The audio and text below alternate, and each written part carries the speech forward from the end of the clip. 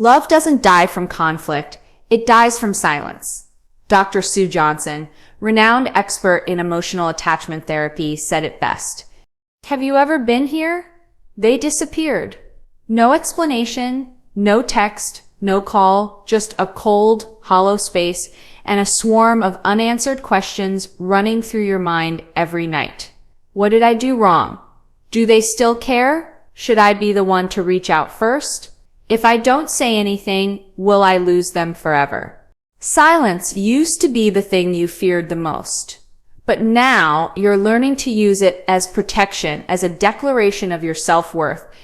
Here's what most people don't realize. Avoidantly attached people aren't actually comfortable with silence unless they're the ones controlling it. They're not prepared for what it feels like to be left the very way they once left you. And here's the truth they'll never admit. When your silence lasts long enough, you stop being easy to control. You become a mirror that forces them to face their own avoidance. This piece is for you, the one who used to think that silence meant you lost. But you're about to discover it might be the most powerful thing you've ever done. In love, the avoidant partner is often the one who creates distance first. They retreat. They delay responses. They disappear behind a suspicious kind of busyness. They avoid deep conversations like they're holding their breath underwater. But what truly hurts isn't just the distance. It's the silence, the slow, confusing quiet, the absence of closure, and the echo of unanswered questions. Why did they stop talking to me? Did I do something wrong? Should I break the silence first? And then comes the moment where many people make the same mistake. They assume, well, if avoidance likes silence, then fine, let them have it. But that's a dangerous misunderstanding. Avoidants don't like silence. They use it as a defense mechanism. And here's the key. It only works when they're the ones controlling it. According to attachment theory, dismissive avoidants often grew up in emotionally inconsistent environments. They learned not to rely on closeness because needing too much often led to pain or rejection. So in adulthood, they cope by pulling away when intimacy gets too intense. They go silent not because they don't feel, but because they've never learned how to feel in connection with someone else. Silence is their emotional regulator, their safety net, and it operates with one hidden assumption that you will eventually break the silence. You'll text first, you'll reach out, you'll patch things up, you'll chase like before. But what happens when you don't? What happens when your silence lasts longer than they expected? When you no longer respond on cue? That's when the strategy turns against them. Like a driver who assumes everyone will move out of their way, they never learn how to stop until one day no one swerves.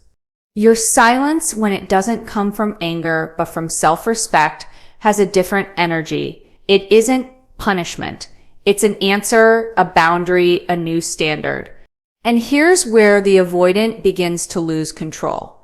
They realize they're no longer the only one managing the emotional distance. Silence.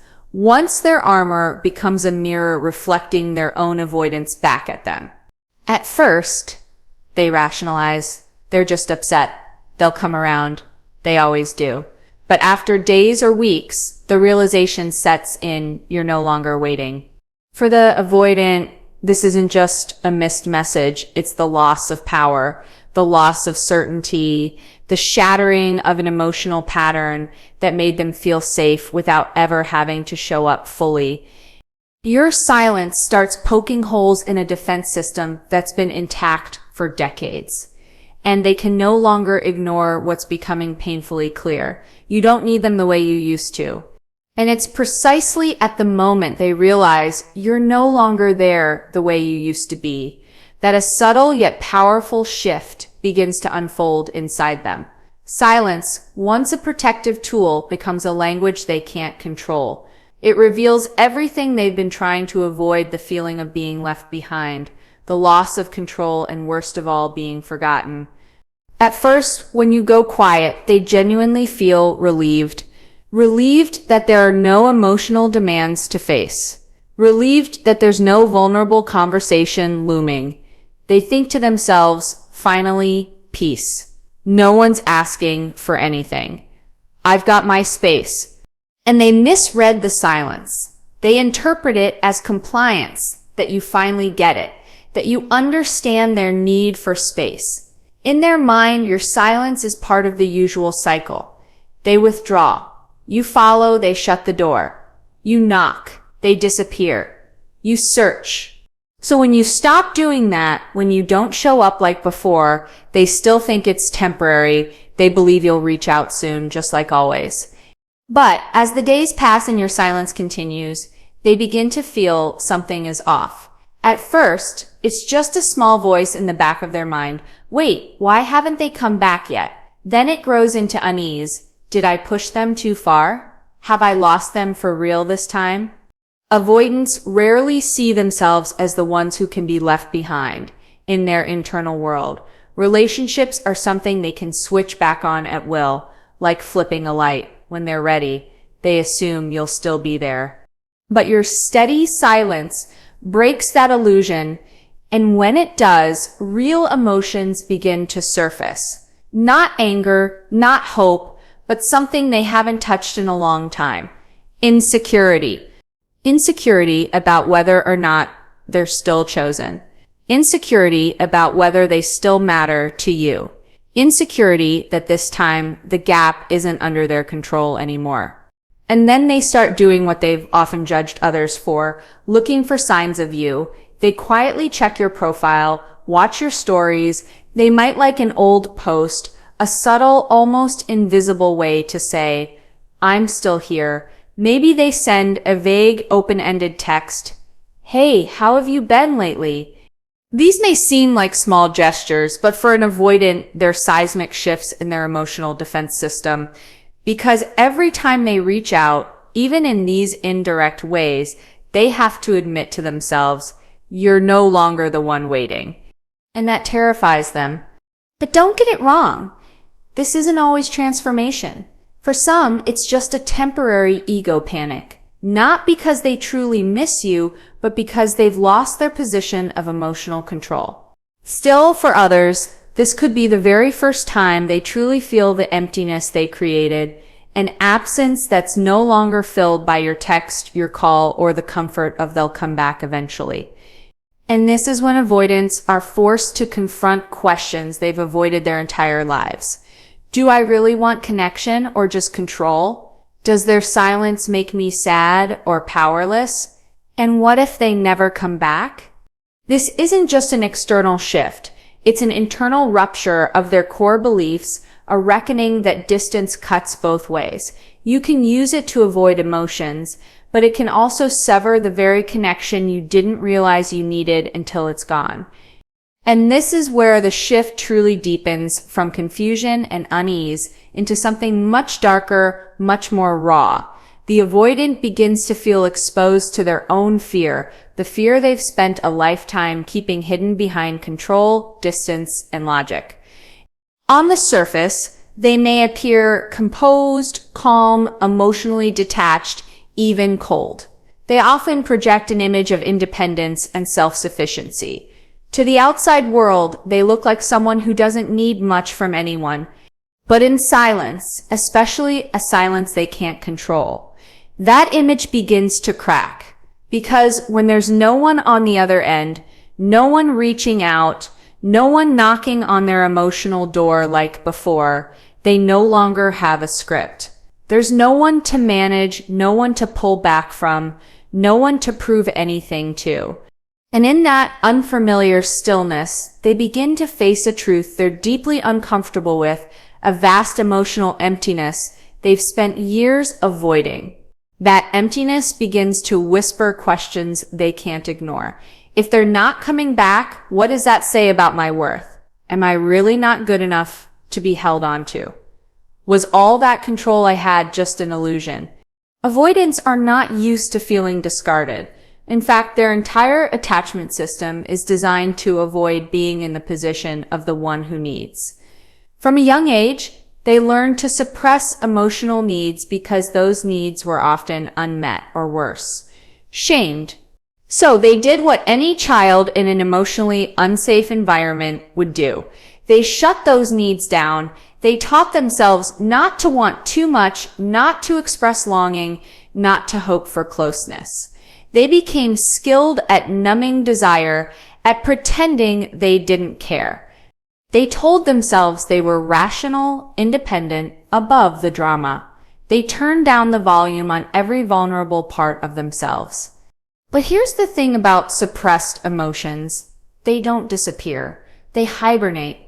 And your prolonged silence, the kind that isn't reactive but grounded in self-worth, becomes the trigger that slowly wakes them up. From the depths of their inner world, waves of forgotten emotion begin to stir. Nostalgia that's hard to name, a hollow sense of loss they can't explain. The uncomfortable realization that the space they thought they wanted now feels cold, heavy, and uninviting. When there's no one responding, silence stops being a tool and becomes a mirror. And that mirror reflects what they've spent so long denying. They do care, they do feel, and they are affected, sometimes deeply, when the person they thought would always be there isn't. That's when their minds start creating stories, not because those stories are true, but because they need to put the discomfort somewhere outside themselves.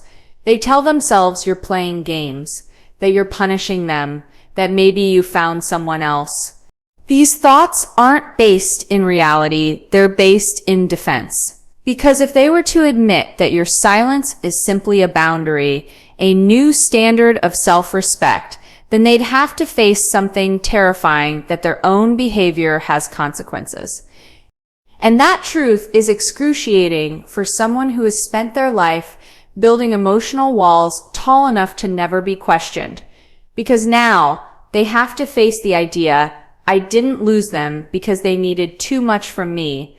I lost them because I gave too little. That's when the darker side of the avoidant ego begins to flare. They might get angry, but not at you, at themselves. They might feel ashamed, but have no clue how to apologize. They might want to reach out, but feel frozen in place because deep down, they fear that if they reach out, you won't respond. And for someone who's built their identity on not needing anyone, being ignored is more than rejection. It's ego death. So they retreat even further, even though their heart wants to move toward you. And in that deeper withdrawal, they're more alone than ever before, but they won't show it. They won't say it out loud. Because the shadow side of avoidant psychology isn't just the fear of being left. It's the shame of needing love, the shame of wanting to be chosen, the shame of longing after a lifetime of pretending they didn't. And that is the battle they're now fighting in silence. And when they've spun long enough in the dark corners of their own mind, when insecurity starts to outweigh the illusion of composure, they begin to test the waters with small, almost imperceptible gestures. Not an apology, not a direct question like, are you still there? But subtle signals from a distance designed to feel safe. They might watch your story, just to remind you they're still around. They might like an old post, a quiet breadcrumb of memory. They might send you a random meme, a half-hearted knock on the door disguised as casual. Or they might drop a vague, empty message, not to say anything, but just to see if you'll still answer. But this time, something is different. Because you, the one who used to always reach out first, the one who patched every crack, who explained, who empathized, who came running back whenever they pulled away, you're no longer in that role. You've changed an unspoken rule that both of you once lived by, that you would always be the one to return. Not anymore. Your silence now is no longer rooted in fear. It's a choice. It isn't about anger. It isn't about punishment. It's a declaration of self-worth. You're not silent because you want to hurt them. You're silent because you've realized responding is no longer worth what you were giving. Because when people repeat the same pattern of distancing and returning over and over, it stops being accidental. It becomes a habit of hurting. And you finally know you deserve better than that. When the avoidant starts to sense this, They're not just losing a connection, they're losing the emotional position they once held. They're no longer the gravitational center of the push-pull dynamic. They're no longer in control of the emotional rhythm. And that shakes them, sometimes into anger, sometimes into fear. Some may think, oh, now they're trying to play my game. Others will feel something deeper. They're really gone this time, aren't they? In the middle of that confusion comes a brutal truth. You're no longer someone who can be managed with distance. Your silence has become a kind of emotional resistance field, not to push them away, but to reflect them back to themselves. They don't hear your voice, but they feel your absence. And in that absence, they begin to see not just you, but themselves unfiltered. That's when awakening begins. When they sense that your silence isn't coming from hurt, but from a place of clarity, they are forced to ask themselves a very unfamiliar and deeply unsettling question. If I can't keep them close with distance, what do I have left to offer them? This is a critical turning point in the avoidant psyche, where they're no longer safe inside their usual coping style. They can no longer use withdrawal as a strategy because now the distance has turned on them. It's no longer protecting them, it's costing them. And for perhaps the first time in their life, they are confronted with the reality. If I don't change, I will lose them completely. Not because you hate them, not because you're punishing them, but because you've learned how to love without losing yourself. Because this silence didn't come from pain. It came from awareness. It's the voice of someone who has walked through too many cycles of understanding and waiting, too many moments of explaining and hoping, too many times of forgiving and initiating, and has finally chosen self-respect over familiarity. You still love. But now, you also know how to let go. You're not trying to hurt them. You're just no longer clinging to something that doesn't want to stay. And that, for someone who's always kept control by pulling away, might be the first true wake-up call they've ever had. And when that silence has lasted long enough to quiet the emotional noise, deep enough to settle beneath the surface, steady enough to hold without trembling, what remains between two people isn't about who won. It's not about who let go first. It's not about who was stronger. It is, instead, a space that can awaken. When the avoidant finally realizes that silence is no longer a way to control someone, they are forced to confront what they've long ignored, the pain of real separation. There is no one left to pull back in, no reaction to lean on, no familiar loop to fall into. There's just them, face to face with their own silence. No longer a tool, but a consequence. And that's when the distance they once used to protect themselves becomes a kind of empty room, one where no one is waiting anymore, where return is no longer guaranteed, and where forgiveness is no longer automatic. If awakening happens, it rarely arrives like thunder. It doesn't shout. It doesn't plead. It slips in through the quiet collapse of old illusions. They begin to realize, I was loved, but I didn't know how to receive it. Oh, distance once helped me survive, but now it's keeping me from truly living. And sometimes the silence you held, not with anger, not with conditions, not with theatrics, becomes the most powerful thing they've ever faced. Not because it hurts them, but because it finally forces them to see themselves. And for you, the one who tried, who softened, who understood, who waited, you don't need to win because you were never playing a game. You didn't stay silent to manipulate. You stayed silent because you were no longer willing to keep handing the softest part of yourself to someone who didn't know how to hold it. This silence isn't emptiness. It's a boundary made of dignity. A clear message spoken without a word. I can still love, but I can also stop waiting. Silence is not a strategy. Silence is awareness. I deserve to be treated better. And sometimes that alone is enough to change the course of an entire story.